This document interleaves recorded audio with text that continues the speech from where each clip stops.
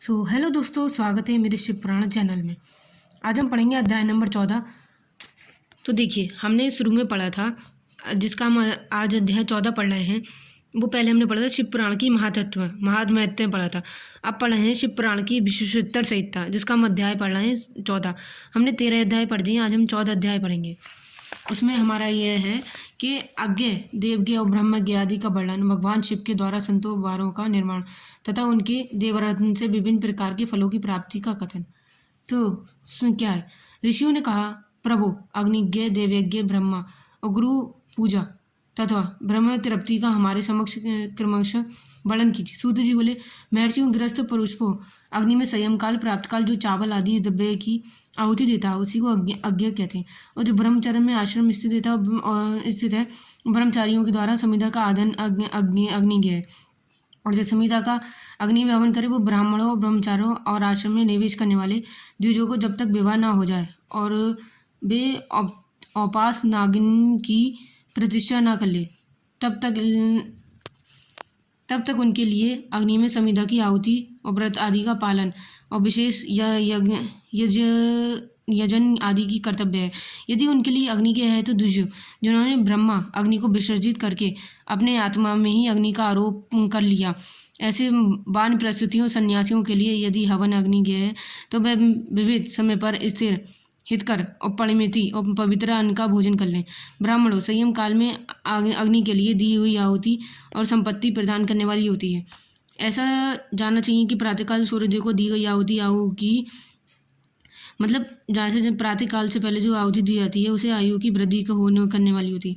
ये बात अच्छी है कि इस तरह से समझ लेनी चाहिए कि दिन में अग्निदेव सूर्य में ही प्रविष्ट हो जाते हैं, अत्यंत प्रातःकाल सूर्य को ही आहुति भी अग्निज्ञ के ही अंतर्गत है। इस प्रकार से ये अग्निज्ञ का वर्णन किया गया है। इंद्र आदि समस्त देवताओं के उद्देश्य अग्नि में जो आहुति दी जाती है उसे देवयज्ञ समझना चाहिए। और स्थायी पाक, वो स्थली पाक यदि यज्ञों को देवज्ञ यज्ञ ही माना चाहिए। लेकिन लौकिक अग्नि में प्रतिष्ठित जो चूड़ा करण आदि संस्कार निमित्त व हवन कर्म है उन्हें भी देव यज्ञ के ही अंतर्गत जानना चाहिए। अब ब्रह्म यज्ञ का पालन सुनो और इसको चाहिए कि वह देवताओं की तृप्ति के लिए निरंतर ब्रह्म यज्ञ करे। और वेदों का ज्ञान जो नित्य अध्ययन और स्वाध्याय होता है उसी का ब्रह्म यज्ञ कहा गया है। प्रातः नित्यक्रम के अनंतर संयम काल तक ब्रह्म यज्ञ की आवश्यकता, उसके बाद रात में इसका विधान नहीं है। अग्नि के बिना देव यज्ञ कैसे संपन्न होता है, इसे तुम लोग श्रद्धा से और आदरपूर्वक सुनो। और सृष्टि से आरंभ सर्वज्ञ, दयालु और सर्वज्ञ महादेव जी ने कि समस्त लोगों के उपकार के लिए 12 की कल्पना की है। भगवान शिव संस्कार रूपी रोग को दूर करने के लिए वैद्य हैं और सबके ज्ञाता तथा समस्त औषधों के भी औषध हैं।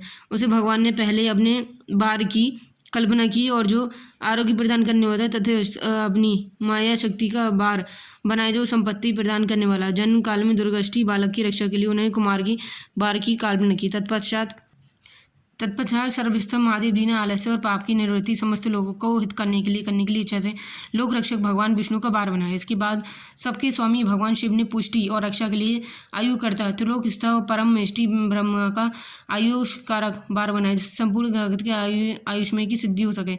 इसके बाद तीनों लोगों की वृद्धि के लिए पहले पुण्य और पाप की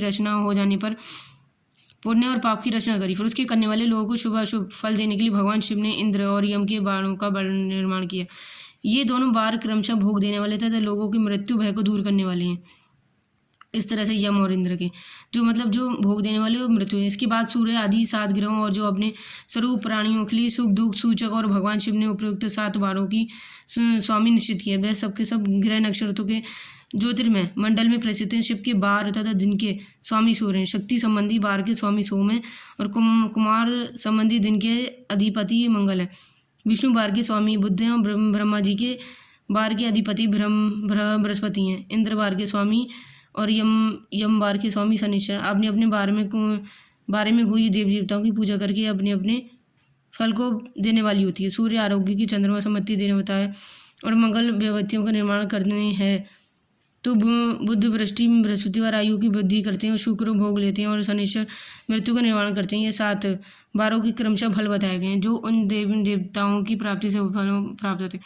अन्यथा देवताओं का भी पूजा फल का फल देने वाला भगवान शिव है। देवताओं की प्रसन्नता के लिए पूजा की 5 प्रकार की पद्धति बनाई गई। उनके देवताओं के मंत्रों का जाप करने वाला ये प्रकार है।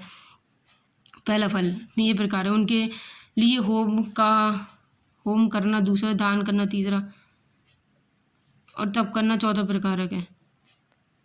किसकी वेदी पर प्रतिमा अग्नि में ब्राह्मणों के शरीर में आराध्य देवी देवताओं की 16 उपचारों में से उनकी पूजा आराधना 5वां प्रकार है। मतलब पहले देवताओं का मंत्र है, फिर दूसरा होम है, फिर दान है, फिर तप है, फिर देवी देवता पूजा। इनमें से पूजा उत्तर आराध्य श्रेष्ठ है। पूर्व के अभाव में उत्तरोत्तर आधार का अवलंबन करना चाहिए। दोनों नेत्रों तथा मस्तकों के रोग में कुष्ठ रोगी की शांति के लिए भगवान सूर्य की पूजा करके ब्राह्मणों को भोजन कराएं। तदनंतर 1 दिन, 1 मास, 1 वर्ष अथवा 3 वर्ष तक लगातार ऐसे साधना करनी चाहिए। भगवान सूर्य की पूजा, ब्राह्मणों को भोजन कराएं। इससे पश्चात प्रबल प्रबंधन निर्मल हो जाता है और रोग, जरा और रोगों नाश होता है। इष्ट देव के नाम मंत्रों का जप करने से आदि के अनुसार फल देते हैं। रविवार को सूर्य देव के लिए, देवताओं के लिए अन्य ब्राह्मणों की विशेष वस्तु अर्पित करें। ये साधना विशिष्ट फल देने वाला है और इसके द्वारा विशेष पापों की शांति होती है। सोमवार को पुरुष संपत्ति प्राप्ति के लिए लक्ष्मी आदि की पूजा करें और सह पत्नी ब्राह्मणों को घर से उनका अन्य भोजन करें। भगवान को रोगों की शांति के लिए आदि, काली आदि की पूजा करें। उड़द, मूंग की दाल की, अरहर की दाल की आदि के ब्राह्मणों को भोजन कराएं।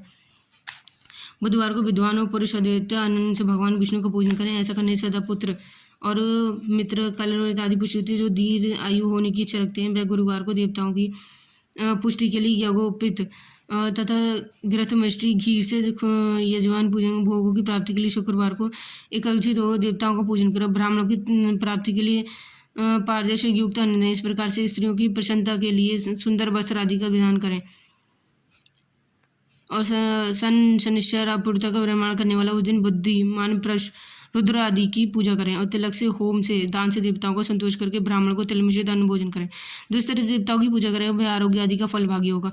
और देवताओं की नित्य पूजा, विशेष स्नान आदि ब्राह्मण तत्व आदि में रावि तथा 12 विशेष तिथि नक्षत्रों का योग होने पर विभिन्न देवताओं के पूजन में सर्वग्रह जगदीश्वर भगवान शिव हैं और उनके देवताओं के रूप में पूजित हैं, जो सब लोग आरोग्य आदि फल प्रदान करते। देश काल, पत्र, वैलव, सिद्ध और लोक के अनुसार तरम क्रम का ध्यान करते। महादेव जी आराधना करने वाले लोगों के आरोग्य आदि फल होते हैं। शुभ के आरंभ में तथा अशुभ के अंत तक जन्म नक्षत्रों आदि ग्रहों पुरुष अपने घर में आरोग्य आदि की संपत्ति की सूर्य आदि ग्रहों को पूजन करें। इससे सिद्ध है कि देवताओं का यजन संपूर्ण अविष्ट वस्तुओं को देने वाला होता है। ब्राह्मणों को देवजन है, कर्म वैदिक मंत्र के साथ होना चाहिए। यदि ब्राह्मण, सप्त, क्षत्रिय, वैश्य का उपलक्षण है तो शुद्ध आदि दूसरों को देव की तांत्रिक विधि से करना चाहिए।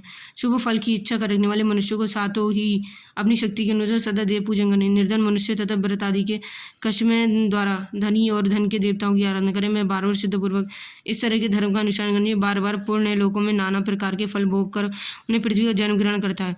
धनवान पुरुष सदा भोग सिद्धि के लिए गर्भ में मार्ग में वृक्षिता लगाकर लोगों के लिए छाया की व्यवस्था करें। जलाशय, कुआं, बवाली, बावली और पोखरे बनाए। वेद शास्त्रों की प्रतिष्ठा के लिए पदशाला निर्माण करें तथा अन्य प्रकार के धर्म का संग्रह करें। धनी को सब कार्य सदा ही करते रहने। समनुसार पाप, पुण्य और परिपारक अन्य शुद्ध होने पर ज्ञान की सिद्धि होती है।